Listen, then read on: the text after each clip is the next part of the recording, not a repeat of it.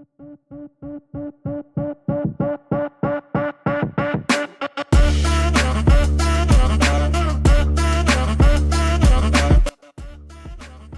is episode 22 of the Hybrid Coaching Podcast with me, Anthony Parasini, and James Kelly.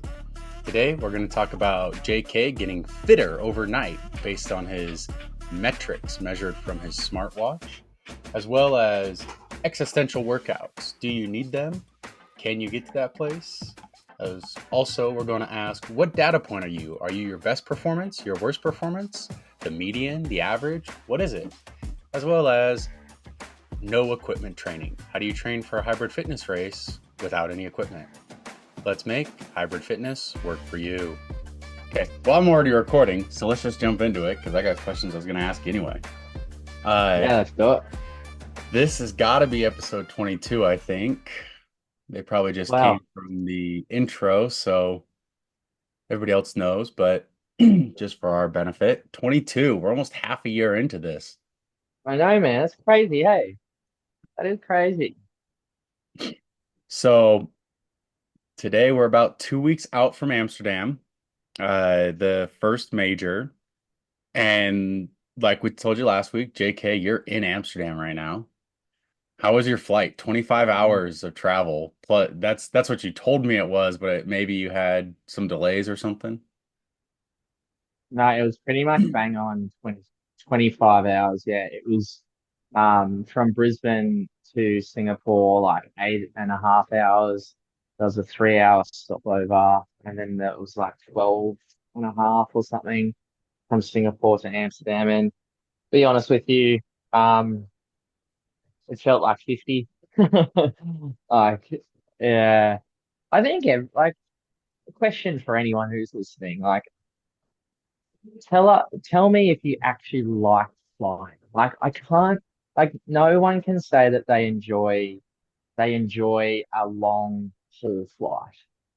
You know what I mean? Yeah. Um, but I was lucky enough, and Anthony, and listeners, by the way, Anthony and I haven't truly spoken since I landed. I was lucky enough to sleep pretty well. Um, I I reckon I got about 4 or 5 hours on the first flight, and then I reckon I got about 8 or 9 out of the 12 on the second. So it kind of went as quickly as it could have. But as we all know, um, sleeping, sitting up, it's not the same. So did Not you the same. have I mean, it probably just put a bunch of blood in your legs and stuff. Did you have any swelling? Yeah. Were you able to lay down at all? Did they have like seats next to you open, or was it like you're packed in there like a sardine? I was packed in there like a sardine, mate. And I was going to send you. Actually, this is pretty funny. I'm saying this on the recording. I was going to send you a photo of my calves and my ankles because they were swollen, but I was too embarrassed. Oh, what? Why? I think it's whatever, dude. I mean, that's Oh man, I sent it listeners, to that happens. Georgie. It's okay. Like, just be who you are. I sent Don't it. be embarrassed. I sent. I sent it to Georgie, and I was like, Georgie, you're the only one that's getting this. I was tempted to send it to Anthony, but I'm too embarrassed. You can send me your So, swollen cankles. It's weird. We're good. no, but on that, right, I was like, in my head, I was like, should I send it to him or not?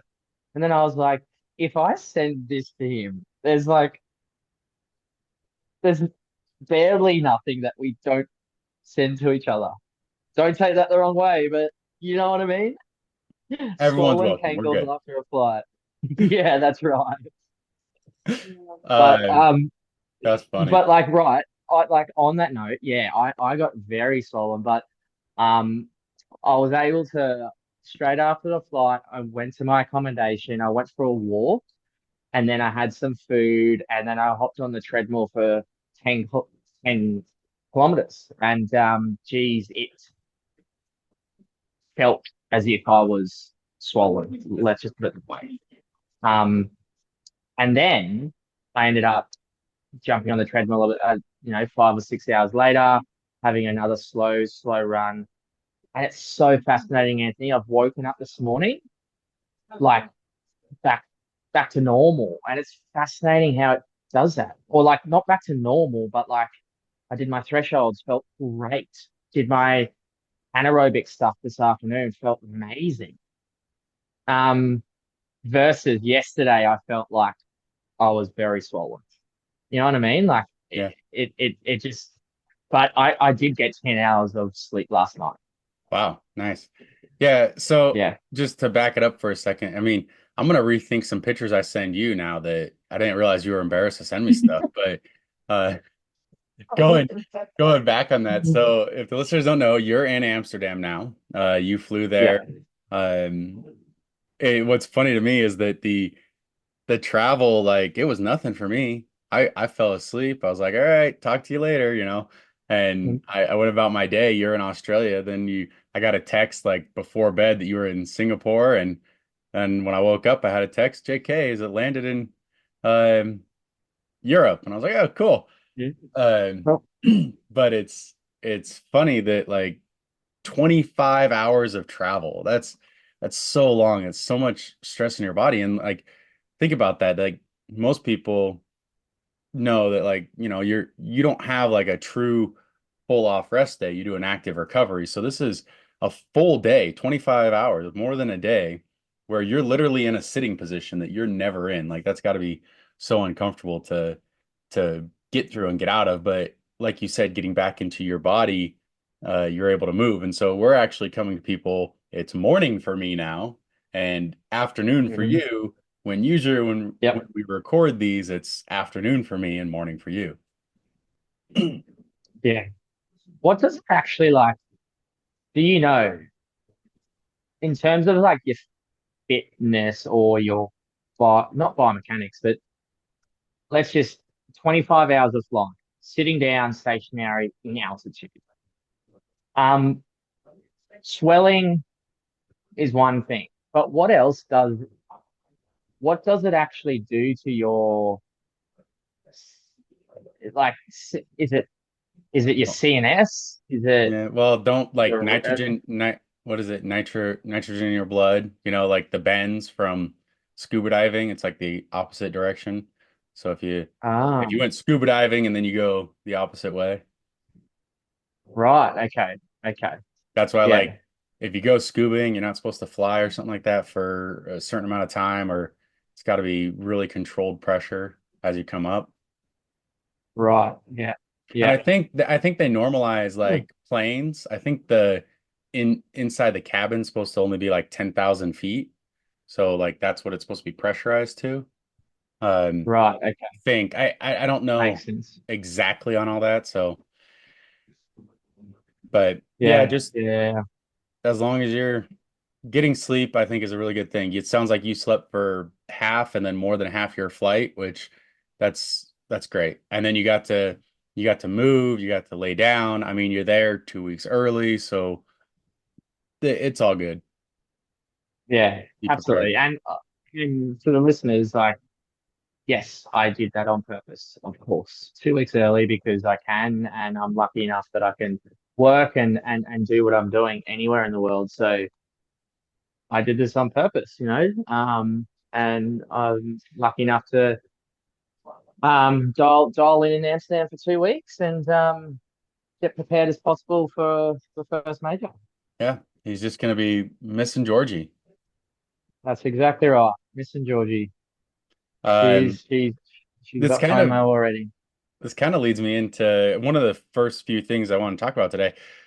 So last week after we recorded, while you were still in Australia, you got fitter overnight. At least, we all wear our watches, our whatever to bed, your ring, whatever it's going to be. But and you track your heart rate, your HRV, whatever else. And you text me one day and you were like, my resting heart rate dropped by 10 beats and my HRV skyrocketed. Like, what happened? You know? And Yep. I just had a few questions on that. Like, did that maintain? Did that happen afterwards and after your flight? Since if you're still wearing your wearables, you are Whoop, right? So is that stuff maintained? Did it last, or was that just like a blip? No question. And just to like reiterate, I woke up and for quite some time, my resting heart rate was in like, I think it was between like 43 and 44, 45 maybe for a while. And then all of a sudden I woke up to 37. No, 36. 36. And also on top of that, not only did that happen, but the same day, same time, my HRV skyrocketed 20, 20 beats or Wow. 20. So um, I obviously texted you. I was like, oh my God. And yeah, I like in my head, I'm like, yeah, all my fitness has my body has like caught up to all the fitness that I've been putting it through. Right now, to go back to your question though, it hasn't stayed it hasn't stayed at 36, but like it has hovered between 39 and 40 since then. Right now, question back to you, Anthony, and sorry, statement back to you. I personally think my body reacts to um, added stress, added volume. And obviously, that means that when I am Thursday, Friday in a normal week, a weekly training routine, my body is stressed by Thursday, Friday. Like, I'm very stressed that I wake up on a Thursday, Friday, Saturday, and my resting heart rate is a little bit higher than what it's normal or what it could be because my body has been very stressed Thursday, Friday, Saturday due to the volume. Now, that's just a statement slash question. Could that be one of the reasons? Because you can, like, we can tell the listeners the last 2 weeks of training for me for the flight there's been probably some, like, some of the toughest days I've had with it. And could that dictate why my resting heart rate isn't necessarily sitting at a 36? Yeah.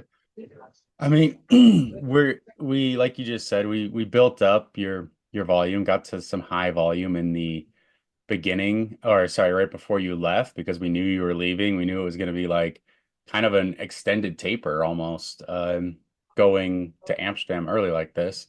And so we kind of pushed you to the point where we tried to get you not overtrained, but like riding that line, right?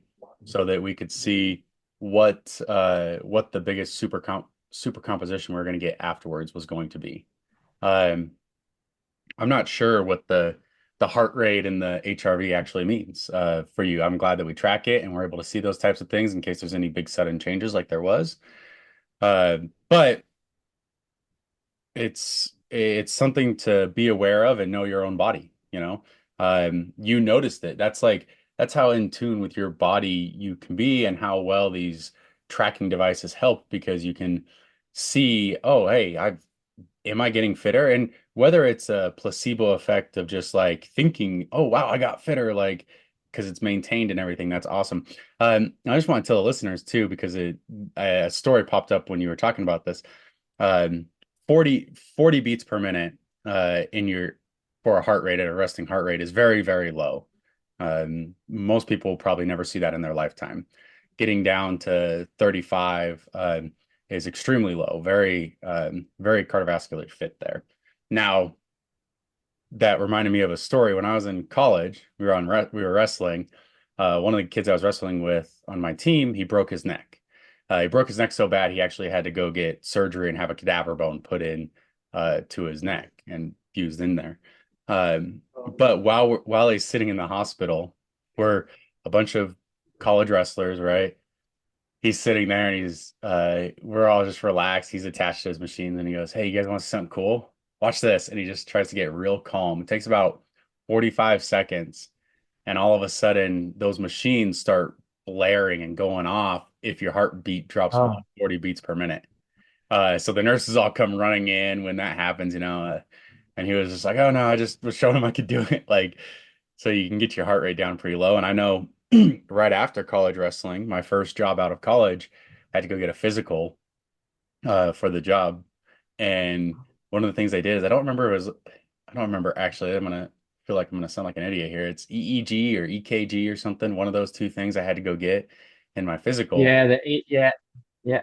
And the lady that was giving me it, she did it 3 times because she thought the machine was broken because it gave my resting heart rate. She had me calm there. It was 40, 38, and she was like, something's wrong. Like she didn't think it was actually that low. Yeah, So actually, that's an amazingly low heart rate. And it is possible. I just think it's awesome that your heart rate dropped like that. how yeah, Yeah. how fascinating is that what your college wrestling peer was able to go check this out and go within 45 seconds or a minute or whatever, be in control of dropping it? That's pretty crazy Yeah, it just to me. could calm down. I mean, our I never like we didn't have these things to measure our heart rate. Like you're wrestling, you're not wearing a watch, right? I wasn't wearing a watch all the time uh for really any of my workouts. I wasn't tracking workouts. And I wasn't tracking resting heart rate at night. I wonder what it was because it was might have been down there in the mid to high 30s Yeah, back during that time. And it's crazy that like what our bodies are capable of doing. yeah, Uh, yeah. yeah, so that actually reminds me, I remember I used to wear a watch. I had a Garmin and I would only wear it when I'd run. I wouldn't wear it all the time. Like now I wear my Garmin all the time. Charge All the it, time. charge it for 1 hour every fourth or fifth day. But right now or it used to be, I would only put it on before my run and then I'd take it off after. Which leads me to, if you haven't already, go follow JK on Strava. I'm also on Strava, but I probably don't post as much or do as many things. JK, actually, do you add headlines to your Strava posts when you put them up? I'm gonna start doing that now. Yeah, yeah, yeah, yeah. On that note, I've been meaning to ask you, Anthony, about things such as are my slow long runs slow enough? Oh, I haven't looked Because at that. Just what yeah, looked yeah, at I your haven't totals. checked. Because sometimes like I go out for my long runs, prescribed long runs from my coach, Anthony Presini, 14, 16 kilometers, slow long run, ignore pace. So I ignore pace. I'm doing what you're telling me, right? Next minute, 16K goes by, and the other day it was 450 per kilometer. But I ignored pace, mate. I promise you, I ignored pace, JK's like, I'm and gonna that hurry. I gotta get this done. Oh, look at the like when I say ignore pace, just look around, look at the beauty, look at the trees. Oh I yeah, look at know, this. Or listen, get but really every you probably have some like David Goggins or something in your earphones, and you're like, yeah, and you're not paying attention to what you're doing. It's getting you going, higher heart rate than you actually mean to have. no, every time I post it on Strava, I think of you. I'm like, oh, I wonder what Anthony's gonna think. Oh, I wonder what Anthony's gonna I think. just go through and give kudos. I'm just like kudos, kudos. Yeah, I like reading some of the things that people put. I don't put anything on mine. Mine just says like afternoon run, lunch run, afternoon lunch morning run. run, Yeah, things like that. Like I'm pretty boring on it, but yeah. I follow some people, and I think one of my favorite ones to read. I don't know. I'm gonna pull it up real fast, but if you haven't yet, Alondra Greenlee, I follow her on Strava, Right. and some of her she has like an AI thing that makes automatic titles for her runs and stuff when she does them. And they're Wow. all really not all of them, but some of them are pretty funny. Um, man, I don't even know. I don't see it. Let me see. How do you search somebody? I don't use Strava as much, but She oh, forgive me. She racing she'll be racing in internet. I don't know. Uh, yeah, so she uses something. Oh, there's a title on here. Bandok, Bandok. I don't know what that is, but she gets funny titles for her Strava things, like digging the hole deeper. Uh, sometimes it says, "Oh, look, if we get this done quick enough, we might have time to stop for churros." Like just funny sentences, Uh, things like it's that. funny stuff. Yeah, yeah, yeah. I like that. I So, like that. I think, yeah, just good ones. yeah. So, it's funny wearables and not wear like technology as well. I'm a stickler for my Whoop. That's but also one thing that I try to do, Anthony, and listeners, when I get close to a race is try to, I know it's hard, but try to ask yourself how how you feel before you jump on your Whoop and your Whoop to tell you how you feel. Because sometimes you can just be like, oh my God, my Whoop tells me I'm 35% recovered. And then that's going to tell you, and that's going to get you down.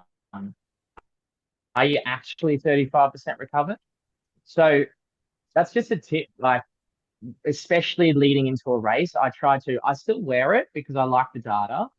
But in the mornings, I wake up, I don't look at it. I go about my morning for at least an hour or two. You know, I'm thinking how I'm feeling. I'm asking myself, like, am I recovered and stuff, and then I'll go have a look at it, Yeah, if that makes sense. use it as a tracking tool to see. It doesn't don't like base your feeling and base everything off of it. Don't like wake up, look at it, be like, oh my God, my HRV is 30 below what it normally is, and I'm just gonna have a bad day. Like, don't let it dictate your stuff. Like, feel yourself. Yeah, Maybe that's what I mean. it doesn't always track correctly too. You know, you wear these things on your wrist or you wear them in the ring ones and all these other things. Like it's not going to be exact all the time. So absolutely don't base your life around it. Use it as a tool. No, yeah, Uh, yeah, all right. So we got a couple other things we're going to talk about today. Before we get to that, if you haven't already, guys, please subscribe to the channel or follow along on the podcast. Write a review. It just takes about a minute. You can pause right here, go click those three little dots in the top and scroll down to write a review. It really helps us get out to other people, spread the podcast, and help people, which is what we're trying to do. So if you get a minute to do that, please go ahead. It'll really help boost us up here. And if as soon as I figure out how to read reviews and find the reviews that we get, uh, I tested it by writing my own review on our podcast to see how it would pop up, and I actually never saw it. So I am not exactly yeah, sure how to find those reviews. Maybe you guys are, but I will read them on uh, yeah. on I'll here if I'll go we. have a look and see younger, um, if my youngest, um, me being younger can actually find it. I don't know what to say Thanks there a lot. because Oh, you're, JK had a birthday over this last week, by the way, guys. So he's getting yeah, old. man, I feel it. Oh, I'm feeling it. How old are you now, So JK? 31? 31. They say 31. 31 to 34 is prime time, mate. That's what they say. How old are 31 to you? 34. I am past that age. Damn it. I'm over the hill. Damn it. No, I turned 36 in just over a month. 36, mate. 36. Good age. Solid age. Yeah. Solid age. Mid 30s. Can still call it that, Yeah. right? Yeah, It you can. definitely You still can. I have definitely felt it the last couple years though. I can tell you that. So You can what? You can feel it the last couple of years. yeah, I can feel age, I can just feel that I'm getting old. Yeah. Right. Um Right. So, what we're going to talk about today, one of the things I want to ask you is, do you need to have an existential workout to progress? So, like, do you need to have uh like one of those workouts where you're just out of your mind? It was so hard, it was crazy. Like, do you really need that in order to progress in your fitness? I think the first thing that comes into my head to answer it is it depends. Good. That should always be the first. It Yes, depends. Everybody's different. There you go. Keep it going. depends. I'm learning. But like it depends. It depends on your goal. It depends on what you're training for. Um, here's a statement, I guess, about it is if you're training for a marathon, how do you do a workout like a workout like that to justify, sorry, like what's a what's a workout that can truly represent if you're getting fitter for a marathon? Well, to me, it's personally just waiting for the day of the marathon race. I didn't really explain it that well, but I personally think like, it just depends. Like, yes, to me, there's workouts that if you're a high rocks athlete that um, can help you, your coach, whoever, understand if you are progressing. But are they necessarily needed before the race? No. Um, and it to me, to sum that up, it's because the race is there for a reason. The race will tell you if you're progressing or not. I don't know. I didn't like my answer there, Anthony. Because I'm a little bit like, I guess, like inquisitive about that for myself in the first place. So I'll let you, I'll let you take the reins now. So I actually think it, like you said at the beginning, it depends. There are people Yeah. that need that mental, like, I need to go to that place to know I can be there.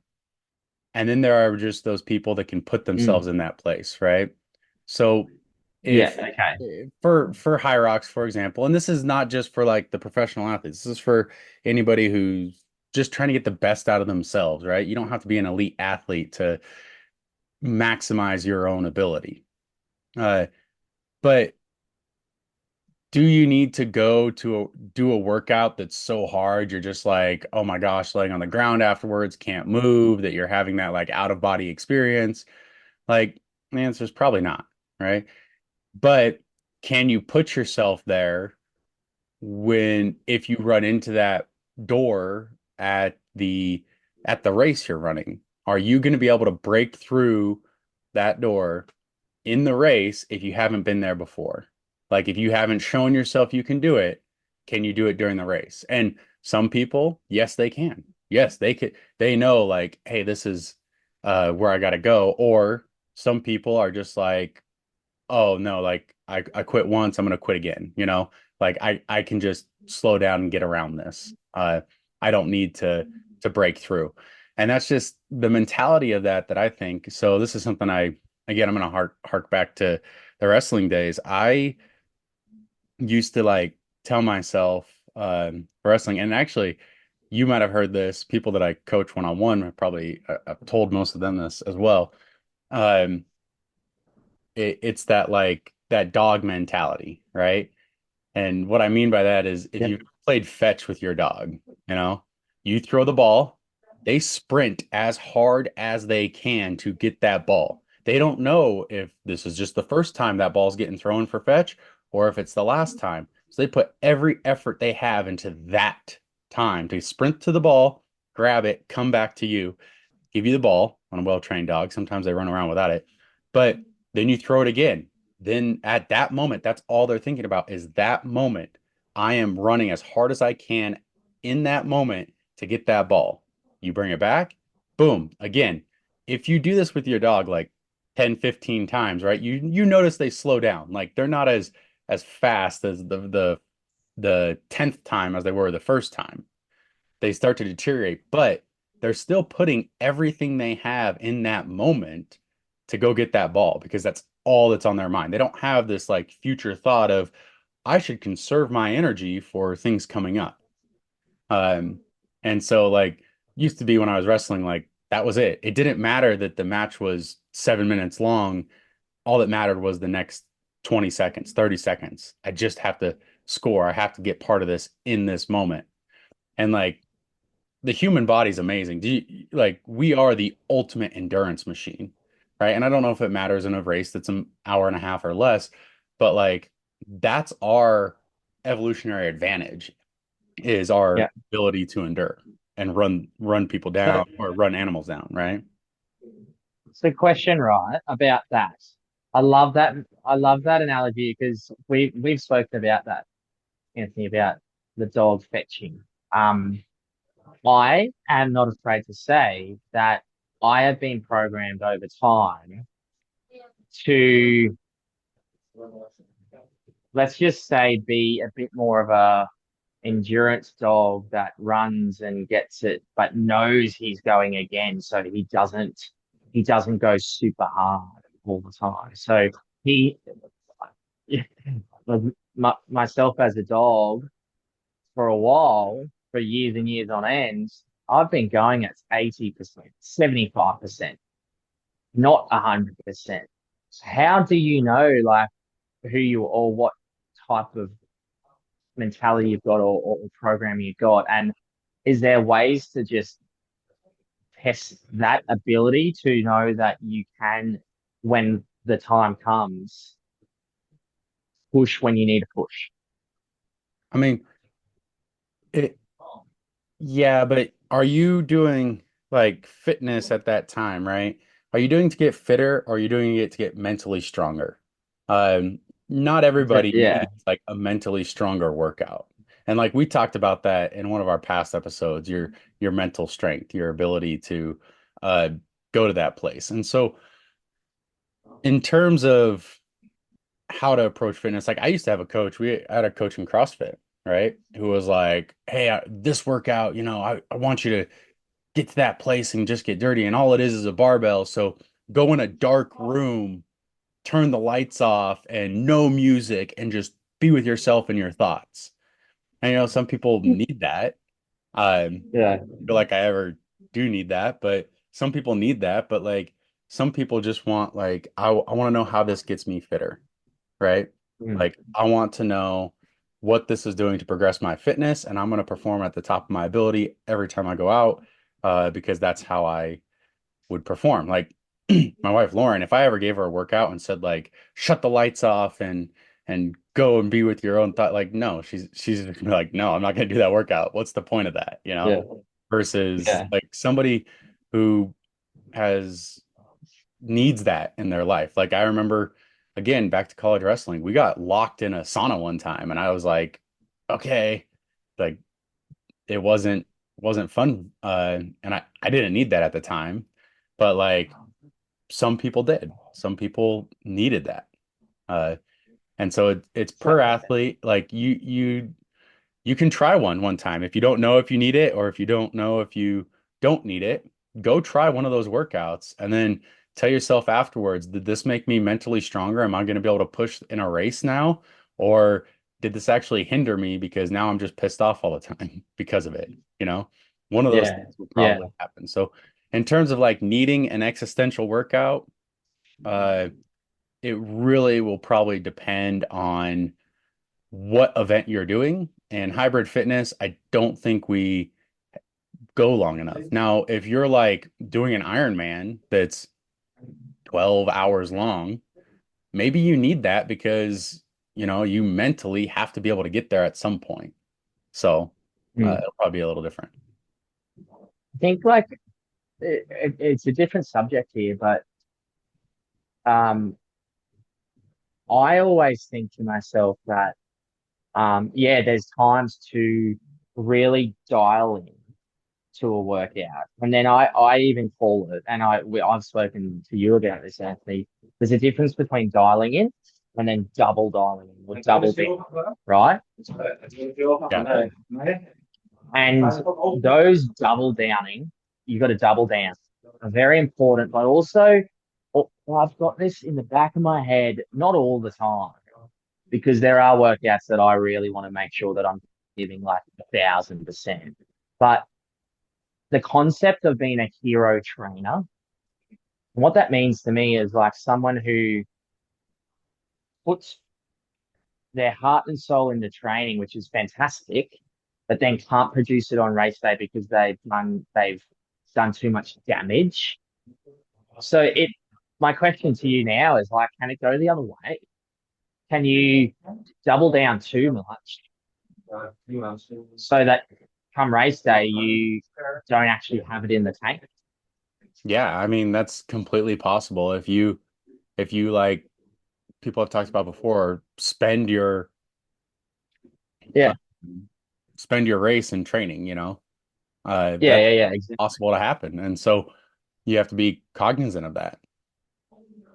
Mm, definitely. All right. So Um, existential workouts kind of depends on the person. That's what we got to. I think my next question for you, JK, are you your best data point, your median or average, or your worst data point in terms of like your race? So for you specifically, let's just say you've ran four High Rocks races since we've been together, right? Uh, before we were together, do you think uh coming in that you were your best data point, which was I believe Stockholm, which was just under 57? Do you believe that you were the average of your data points, which I think you averaged like a 59? Or do you think you were a like wherever your worst data point in those last few races was, which I think was a I high? think I was I think I was my average, to be completely honest with you. Yeah, yeah. Without thinking about it too much, yeah, I think it was definitely my average. And Um, so that brings me to question then. So you're looking, I mean, obviously you have a lot of other competitors out there, but you're looking at your competition coming up in Amsterdam. When you view them and you imagine them on the start line, do you imagine them having their best race? So their best data point that they've put forth so far. So you're looking at like, Alex Ronkovic is a mid 54 because that's been his best one, or Sandy's a mid 56 because that's been his best one. Like, do you view those data points as what those racers are, or do you view their worst data point or their average data point as what those racers are? Such a good question. To be honest with you, I view them as their best data point because if I'm a Because that's true the limit of their athlete, capabilities, and that's something that they're able to perform at come race day. correct, and if I want to beat them, I want to beat them at their best. Yeah. So you're I think viewing that's the reason. Yeah, you're viewing them as their best data point and yourself as your average data point. yeah, yeah, yep, yep. Um, Now let's be honest, my average data points since we've been together is obviously slightly higher, like faster. Um, but to answer your question, yeah, yeah. Um, So how do you think that yeah, they, yeah, and this is just like theoretical question, right? How do you think yeah, they yeah. view you? Do they see you as, okay, this guy's a 54 runner, so if I want to be on track with him, I need to be able to run this 54? Or do they see you as I don't have it up in front of me, but your average race since we've been together, I believe is like a 55-45 zone. 55-40, something like that. So do they see you as, okay, JK is going to be my sub 56. I need to maintain with him? Or do they see you as this guy's a sub 50, or this guy's going to go 54? I need to be able to beat that. Or do they see you as like, he ran a 57 high recently, so I'm gonna that's where he's going to be, and they discredit it. Yeah, like top of my head, I would say that they see me as the average, so the 55-45. But again, I'm not thinking too hard into these answers, right? Yeah. Um, so but it's really interesting, you know? Yeah, I mean, I was just curious what you believe it as. So when I evaluate somebody that you're racing against, or when I evaluate like the women's field or something, one of the things I do is I'll try to imagine what is this person, what are they going to run? What are they most likely going to run? If they have their best day, if they have their normal day, you know, if they have their worst day, it pulls them back. So we're trying to race their best to normal. Now, part of that is like you use their recent races, their recent times, but you kind of not discredit, but you say, okay, their optimum, their best case scenario is this, which is their best time. And so we want to be within 20 or 30 seconds of that, really, because their average is probably somewhere around there. So if Mm, you can consistently beat their average, and then you always imagine that, obviously coming from the coach's side, your athletes are great racers that are going to step up and actually race when needed. So if you can just put them into the race, they'll take care of the rest. yeah, yeah, absolutely. That's why I think like um Hyrox has done well by stepping up the game by having an average of two, right? Like races because oh sorry, times to get into Elite 15. But yeah, it's just interesting how anyone's mindset. You just ask me those questions off the cut, not off the cuff, but and my deliberate answer was I view myself as average, but I but I view them as their best, which is just really interesting. Um, yeah, Yeah. I mean, it was just interesting that we noticed, and I sent you these questions beforehand, but that we noticed you we're looking at your competition as their best data point. Like, okay, we need to be able to match or beat that, right? But then you're looking at yourself and saying, I'm this average. This is what I know I can run. So are we trying too hard to get your average up to their best? Or are we, is that the right approach? mm, yeah. Which yeah, there's no real answer to that, right? Like yeah, and like and yeah, like I to kind of like go very on the other end of the spectrum though. Like I'm always racing now, and I'm not afraid to say this to win. And I'm visualizing to win. So what I just said is kind of like contradicting it. But I see myself winning, even though that I see myself doing an average and also seeing them, you know, a couple of them at least, seeing them doing their best. So it's just something to kind of, if you're listening to this, to ponder over as well. Like, what do you do Yeah, with your competitors? Yeah. yeah, hey, and tell us, like, if you guys out there, do you see yourself as your best race? So that's what you optimized for because that's what you trained for, and that was peak performance, and that's what you believe? Or do you see yourself as the average of your races? Or do you have some other method? Like, because you know in the back of your head, I trained for this one, I didn't train for this one, I tapered into this one, I didn't taper into this one. Like for you, JK, you didn't taper into Sydney, and right now in the last four races, that's your slowest time at 57 high, right? But you actually prepared. 56.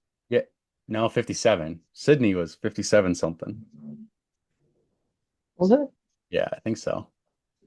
Oh, Uh, it was. It was yeah. indeed. Yeah. And so Like you didn't taper into that. That was basically a training run, versus like you tapered into Brisbane, you tapered into Worlds. Mm. Like, are you those races or are you Sydney? And how do you view it? Or do you say, do you discount Sydney because you didn't, you know, inside that I didn't taper for this. I wasn't like going 100% prepared for it, where these ones I was. So those are the ones I take.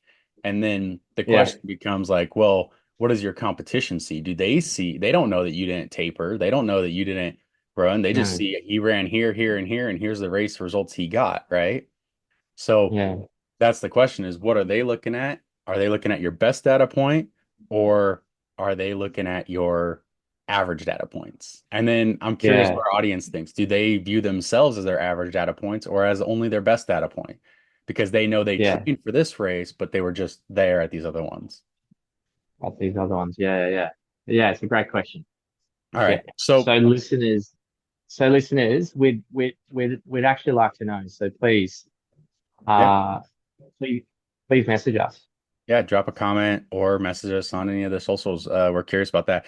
Now, going into the last question before we get there, again, if you guys haven't already, like, follow, subscribe, hit that podcast. It helps us get out to more people, which is what we're just trying to do is get out there and help as many people as we can. My question for you is kind of just a different one. I was thinking about this while I was on a run yesterday, and I was curious. So if you're traveling right now, right? And you are lucky enough that you get access to a gym, you talk to somebody at a gym and were able to get there. Now, some people aren't. Some people, they take a vacation, they go to an exotic island, and there's no equipment around, or people don't have the home gym, they can't afford going to the gym. What would you do? What can you do? What would you do if you had zero gym equipment? Can you train for a hybrid fitness race, specifically DecaFit or High Rocks? Can you perform well and do pro in those without any equipment? Yes, the answer is yes. Because you can use your own body. Obviously you can run, and also use your own body um for body weight exercises and movements. And also, um, you know, just an example, you can pack a backpack full of weight and use a backpack for resistance hiking and rucking and lunging and all all things that you don't necessarily need access to a gym. So to answer your question, yes, there's it's interesting this, Anthony, because I get asked this question a lot when my athletes go on holidays as well. And you don't need a gym. Something is better than nothing as well. Um, so using your own body weight movements, push-ups, sit-ups, chin-ups, squats, jumping lunges, etc. But also obviously running. And then using and being, let's just say, experimental, chucking weights, chucking stones or rocks in your backpack and using that for your weighted lunges and hiking and stuff is the way to go. So yes, you definitely can. Okay. I absolutely agree with you. If you don't have the equipment to train with, and I'll take this in two routes. I'll do what I call zero equipment, so absolutely nothing, versus natural equipment, which is what you're talking about. Grab some rocks, grab some other things, and we'll go through the movements and I'll explain it. So obviously running.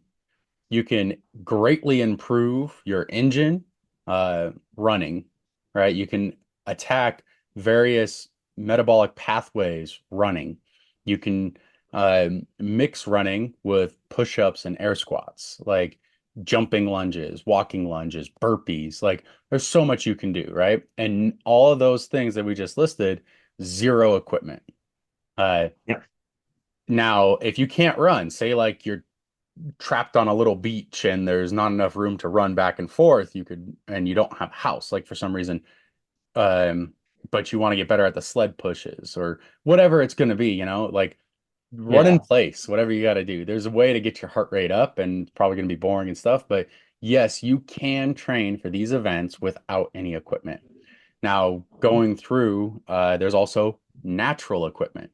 And you're going to ask, well, natural equipment, how am I ever going to practice weighted sandbag lunges, wall balls, farmer carries, sled pushes, sled pulls? Like, how are you going to practice the machines and stuff without any equipment ever? And all of a sudden, you're going to go to this. And the way to do that is like, this is where I imagine uh, practicing skills, life skills and CrossFit and stuff, actually really, really helps and comes in handy. One of the things that I'm just going to work backwards, wall balls, right? Obviously, you can do a lot of air squats. You could go just pick up a big rock and do a bunch of goblet squats. You can even do like presses with the rock, grab two rocks and do something.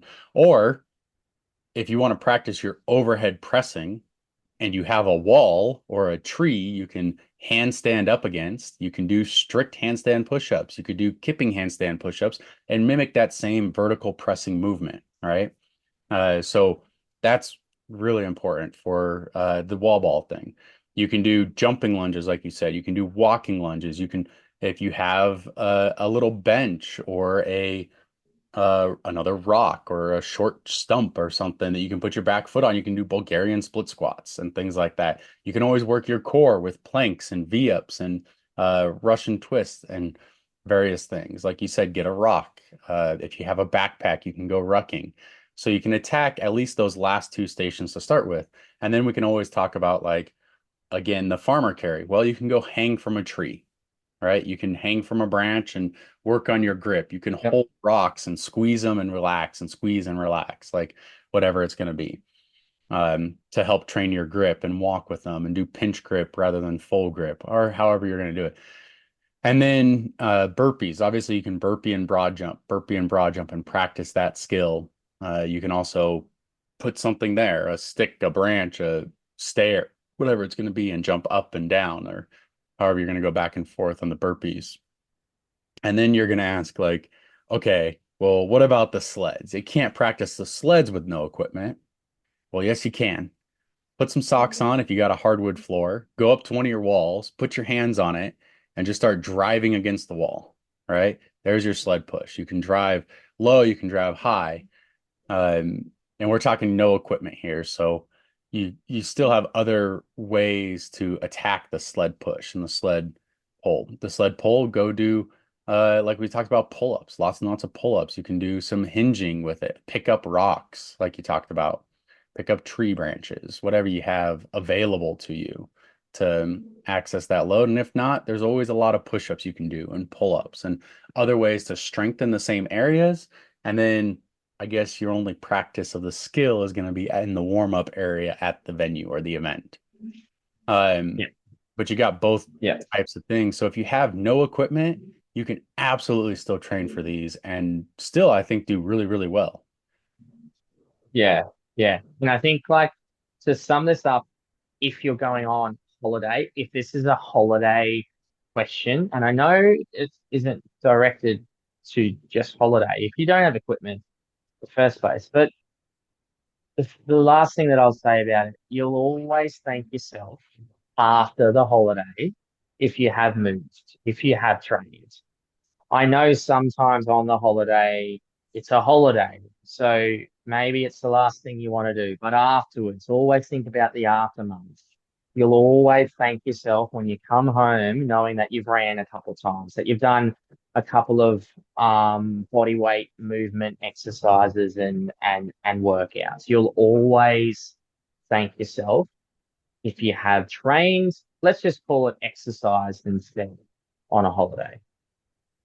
Yeah, exactly. Like absolutely go train. And it's possible to do. Like there's 24 hours in a day. You're sleeping for call it 8 of them. If you're lucky, sometimes you're on holiday, you're sleeping less. Uh, or if you're with your family or something, wake up a little early, go for your run, go to a gym. When I was 15, 16 years old, my family we went to visit my sister who was studying abroad in Spain. And over Christmas break is right in the middle of wrestling season. I didn't want to get out of shape for wrestling season. We were there for like 10 to 14 days. Three times I remember waking up before my family, finding back then we didn't have Uber, so I found a taxi went to a local gym and just like worked my ass off for like an hour or two before going back. And then I remember even one of those times, my mom and dad, they joined me to go work out. And Mm. one of these gyms, I remember they had like a mat upstairs area. It must have been like a Pilates studio or yoga studio or something. And I was able to just practice wrestling uh, by Mm. myself. I shadow wrestled like for like 45 minutes. Probably looked like an insane person, but at the time, if it's important to you, you'll get it done, Absolutely. If it's right? important to you, yeah, absolutely. Yeah, yeah. There's no excuse. Even if that you're on, even if you're on holidays, that's not an excuse. Oh, I was on holidays. Well, it wasn't. It sounds really, really harsh, but the actual goal or the dream of your next Hyrox race wasn't as important to you than the actual holiday itself. But that's another topic for another day, Anthony. Yep. So I just want to wrap up this episode. We got a short listener question, and we'll talk about more listener questions because we'll do a Q&A later. But we had a comment on one of our YouTube videos of this that from Mikey Everett 1481. Really enjoy these podcasts. Great level of detail for people looking to learn as well as train. I'm new to the Hybrid Engine coaching platform and found out about this through there. My question would be, if you're ever looking to answer one again, how do you identify your weaknesses and therefore target areas for high rocks? Do you recommend a set of tests? I feel like I'm fairly well-rounded, i.e. not particularly bad or great at running or strength. Would you then just focus on both 50-50? Cheers. Hope you keep these up. This question probably need a lot more in-depth answer as far as we go, Yeah, but um, I don't have a recommended set of tests. Thank you for your comment, Mikey, and that we'll add that to our next round of questions yeah, with Q&A. So thank you for yeah. that. I was gonna say, let's discuss that in detail, Anthony, at some point because, um, yeah, just so we have a bit more time. So, thank you, Mikey, about that, and we'll be back. We'll be Yep. back to you about that. Uh, Fantastic. Thank you guys. This weekend, Stuttgart is coming up. So if you get a Yeah. chance to watch, we got a few athletes there. I have a few athletes, several athletes going there. So you'll be able to watch them, followed by Toronto the week after and Mm. Amsterdam after that. So we'll be able to talk to you guys about some of those races coming up and after they happen for very short reviews. Like we said, it's not a pundit show. We're more trying to get you guys coaching tips out there. And if you haven't already, go follow JK on Instagram at jk.hybridcoaching. That's it. That's all. Or if you want to, follow the Hybrid Engine on Instagram or YouTube, or go check out some of JK and Georgie's YouTube videos. Those are fun to watch. Great. Thank you for listening, guys. We'll talk to you in the next one. Don't forget to follow and send a review. Thanks, everyone. Bye. Thank you again for listening to the Hybrid Coaching Podcast. If you'd like to follow JK or myself, Anthony, you can find us at jk.hybridcoaching on Instagram or at the Hybrid Engine on Instagram. Either one of us usually and routinely answer questions on those platforms. So if you'd like to get in touch, reach out. Thank you again. Have a great day.